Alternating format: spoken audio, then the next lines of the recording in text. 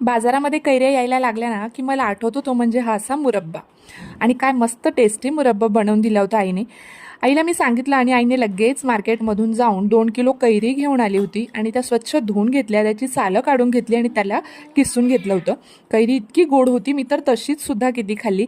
आणि नंतर मग हा सगळा किस तयार झाल्यानंतर 2 किलो कैरीसाठी आम्ही अर्धा किलोपेक्षा जास्त साखर ह्यात घालून आईने छानपैकी हातानेच व्यवस्थित मिक्स करून घेतलं. आणि हे मिक्स करून झालं की मग याला रात्रभर सोडून द्यायचं असतं, तसंच ठेवून द्यायचं असतं. कैरीचं पाणी होतं, साखरेचं पाणी होतं. आणि मग नंतर सकाळी उठल्यानंतर याला गॅसवरती चढवून मस्तपैकी शिजवून घ्यायला पाहिजे असतं.